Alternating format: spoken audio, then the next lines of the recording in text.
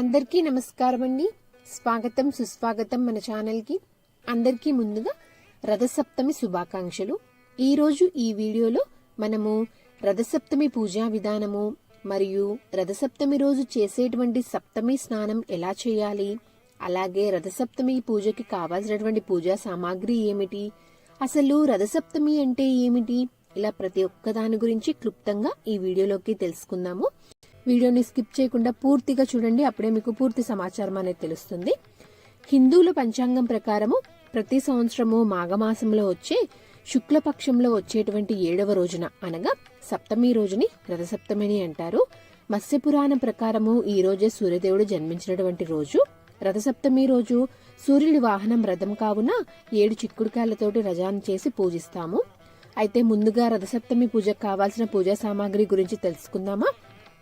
ముందుగా మనకి కావాల్సినవి వచ్చేసి పసుపు, కుంకుమ, అలాగే ఎర్రటి అక్షింతలు, ఎరుపు రంగు పూలు, 7 చిక్కుడుకాయలు, జిల్లేడు ఆకులు, చిక్కుడు ఆకులు, రేగు ఆకులు, అలాగే రేగుపళ్ళు, చెరుకు గడలు. ఇవి ముఖ్యమైనటువంటి పూజా సామాగ్రి అండి, మన పూజకి కావాల్సింది. అయితే రథసప్తమి రోజు సప్తమి స్నానం అనేది ఎలా చేయాలి అనే విషయం గురించి ఇప్పుడు తెలుసుకుందాము. ఈ సప్తమి స్నానంకి జిల్లేడు ఆకులు, రేగు ఆకులు, రేగుపళ్ళు ఈ 3 తప్పకుండా కావాలండి. ఇక్కడ చూపిస్తున్న విధంగా తీసుకొని మొదటగా జిల్లేడు ఆకుని తీసుకొని దానిపైన రేగు ఆకుని తీసుకొని దానిపైన రేగుపండు పెట్టి ఇప్పుడు వాటిని మన శిరసు పైన భుజం పైన పెట్టుకొని 7 సార్లు చేయాలి. అంటే ఒక్కొక్కరు 7 జిల్లేడు ఆకులు, 7 రేగు ఆకులు, 7 రేగుపళ్ళు తీసుకొని ఇంట్లో ఎంతమంది ఉంటే అంతమంది ఇలానే చేయాలి. ఒకవేళ మీ దగ్గర ఇన్ని ఆకులు దొరకని పక్షంలో ఉన్న వాటితో చేయవచ్చు. రథసప్తమి రోజు చేసే పూజా విధానం గురించి, విధి విధానాల గురించి తెలుసుకుందాము. ముందుగా ఆ సూర్య భగవానునికి నివేదించడానికి నైవేద్యంని తయారు చేయాలి. దానికోసము ఆవు పాలతో పరమాన్నం చేయాలి. నైవేద్యం తయారు చేయడం కోసము ముందుగా స్టవ్ని క్లీన్ చేసి పసుపు కుంకుమ బొట్లు పెట్టి స్టవ్ని వెలిగించి ఒక గిన్నెకి పసుపు కుంకుమ బొట్లు పెట్టి దానిలో ఆవు పాలు పోసి పాలని పొంగించాలి. అయితే మామూలుగా ఈ నైవేద్యంని ఆవు పిడకలతో పొయ్యి వెలిగించి ప్రసాదాన్ని చేయాలి. మీ దగ్గర ఒకవేళ అందుబాటులో ఉంటే కనుక అలానే చేయండి. ఒకవేళ అందుబాటులో లేకపోతే ఇలా స్టవ్ మీద చేసుకోవచ్చు. ఇలా పాలు పొంగించిన తర్వాత ఇప్పుడు దానిలో 3 గుప్పిళ్ళ బియ్యం పోసి పరమాన్నం అనేది చేయాలి. ఇక్కడ ఇంకొక ముఖ్యమైన గమనిక వచ్చేసి ఏమిటి అంటే ఈ ప్రసాదాన్ని కేవలము చెరుకు గడతో మాత్రమే కలపాలి. ఎటువంటి గరిటెలు, స్పూనులు లాంటివి ఉపయోగించకూడదు. చెరుకు గడ ఉపయోగిస్తూనే కలుపుతూ పరమాన్నం తయారు చేయాలి. బియ్యం ఉడికిన తర్వాత ఇందులో బెల్లం వేసి బెల్లము కరిగేంత వరకు చెరుకు గడతోటి కలపాలి. ఇక్కడ నేను ఆర్గానిక్ బెల్లం యూస్ చేశాను కాబట్టి డైరెక్ట్గా వేసేసానండి. మీరు నార్మల్ బెల్లం అలా యూస్ చేస్తే కనుక బెల్లంని కరిగించుకొని ఆ వాటర్నైనా యాడ్ చేయొచ్చు దీంట్లో. ఇలా ఒక 5 నిమిషాల తర్వాత మనకి పరమాన్నం అనేది సిద్ధమైనట్లే. పూజా విధానం గురించి తెలుసుకున్నాము.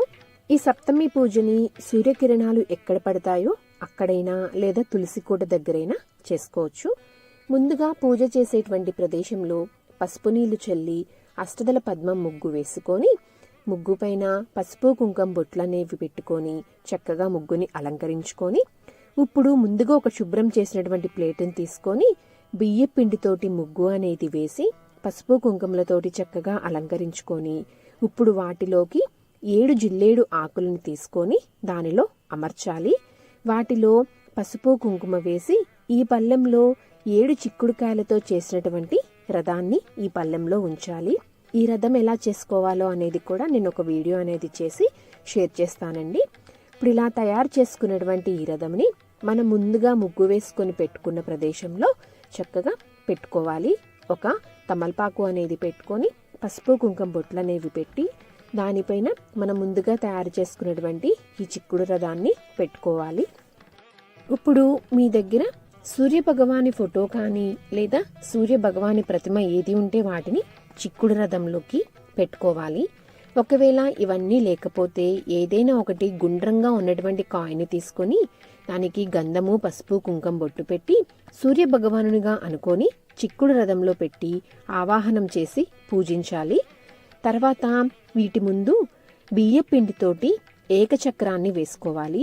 ఎందుకంటే సూర్య భగవానుడు ఏకచక్ర రథారుడు అని అంటాం కాబట్టి బియ్యపిండితోటి ఏకచక్ర రథం అనేది వేసుకోవాలి. పూజని ప్రారంభించడానికి ముందుగా గణపతిని పూజించాలి. దానికోసము పసుపు గణపతిని సిద్ధం చేసుకొని తమలపాకు మీద పెట్టి కుంకుమ బొట్టు పెట్టి ఆ గణనాథుణ్ణి అన్ని ఉపచారములతోటి పూజించాలి.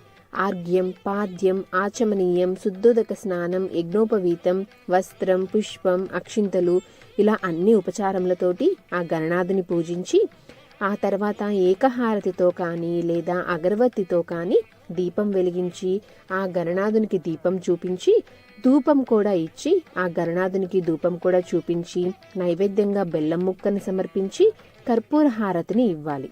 తర్వాత ఆత్మ ప్రదక్షిణ అనేది చేసి క్షమాపారాధన అనేది చెప్పుకొని అక్షింతలు అనేది వేసుకొని హారతి కొండెక్కిన తర్వాత 3 సార్లు గణపతిని కదిలించాలి. ఇంతటితోటి ఈ రోజుకి గణపతి పూజ అనేది ముగుస్తుంది. అయితే తర్వాత సూర్య భగవానునికి పూజ చేయడం అనేది ప్రారంభించాలి. చిక్కుడు రథంలో ఉంచినటువంటి సూర్య భగవానుణ్ణి పసుపు, కుంకుమ, ఎర్రచందనము, ఎరుపు అక్షింతలతోటి పూజించాలి. ఈ ఎరుపు అక్షింతల కోసము బియ్యంలో కుంకుమ, నెయ్యి వేసుకొని కలుపుకొని సిద్ధం చేసుకోవాలి. సూర్యుణ్ణి కేవలము ఎరుపు రంగు పుష్పాలతో పూజించాలి. రథానికి కూడా నలువైపుల పువ్వులతోటి అలంకరణ అనేది చేసుకోవాలి. ఇప్పుడు ఆచమనం చేసి సంకల్పం అనేది చెప్పుకొని సూర్య భగవానుణ్ణి ధూపదీప నైవేద్యాలతోటి పూజించాలి. సూర్యునికి ధూపం అనేది వేసి ధూపంని చూపించి ఈ పూజని ఏదైనా కారణం చేత రథసప్తమి రోజున చేయడం కుదరకపోతే కనుక మాఘశుద్ధ ఆదివారం నాడు చేసుకోవచ్చు. ఇప్పుడు తాంబూలం అనేది కూడా సమర్పించుకొని నైవేద్యం సమర్పించడం కోసము మీ దగ్గర ఏదైనా యూజ్ చేయనటువంటి పళ్ళెంలో తీసుకొని పళ్ళెంనైనా తీసుకోవచ్చు, లేదా ఇలా అరిటాకులైనా తీసుకొని ఇలా అరిటాకుల్ని పెట్టుకొని ఇప్పుడు ఈ అరిటాకుల మీద 7 చిక్కుడు ఆకులు అనేవి తీసుకోవాలి. తప్పకుండా 7 చిక్కుడు ఆకులు అనేవి తీసుకోవాలి, మర్చిపోకుండా గుర్తుపెట్టుకోండి. ఇప్పుడు ఇలా తీసుకున్నటువంటి ఈ 7 చిక్కుడు ఆకుల్లోకి చెరుకు గడ ఉపయోగించి చెరుకు గడ సహాయంతో మనం ముందుగా సిద్ధం చేసుకొని పెట్టుకున్నటువంటి పరమాన్నంని ఈ చిక్కుడాకులోకి వడ్డించాలి. అలాగే 7 సార్లు పెట్టిన తర్వాత ఇప్పుడు 7 రేగు పళ్ళని కూడా ఇదే విధంగా నివేదించాలి. అలాగే చెరుకు గడల్ని కూడా 7 చెరుకు గడల్ని కూడా ఇదే విధంగా నివేదించాలి. నైవేద్యాలు నివేదించడం అయిపోయిన తర్వాత కర్పూర హారతి అనేది ఇచ్చి హారతి కొండెక్కిన తర్వాత రథాన్ని 3 సార్లు కదిలించాలి. ఇంతటితోటి రథసప్తమి రోజునాడు చేసేటువంటి రథసప్తమి పూజ అనేది ముగుస్తుంది. ఇక్కడ సూర్య భగవానునికి సమర్పించినటువంటి నైవేద్యాలని తినకూడదు. దీపాలు కొండెక్కిన తర్వాత నైవేద్యాలన్నింటినీ, రథాన్ని, పసుపు గణపతిని, పూలని వీటి అన్నింటినీ పారేటువంటి నీళ్ళల్లో కలపవచ్చు. ఇక్కడ కింద వేసినటువంటి ముగ్గుని ఎవ్వరూ తొక్కకుండా ఒక క్లాత్ తోటి తుడిచేసి ఎక్కడైనా పచ్చని చెట్లో కానీ లేదా పారేటువంటి నీళ్ళల్లో కానీ కలపవచ్చు. సో చూసారు కదండి ఈరోజు వీడియో రథసప్తమి పూజా విధానం గురించి. మీకు ఈ వీడియో నచ్చిందని అనుకుంటున్నాను, అలాగే మీకు ఉపయోగపడిద్దని అనుకుంటున్నాను.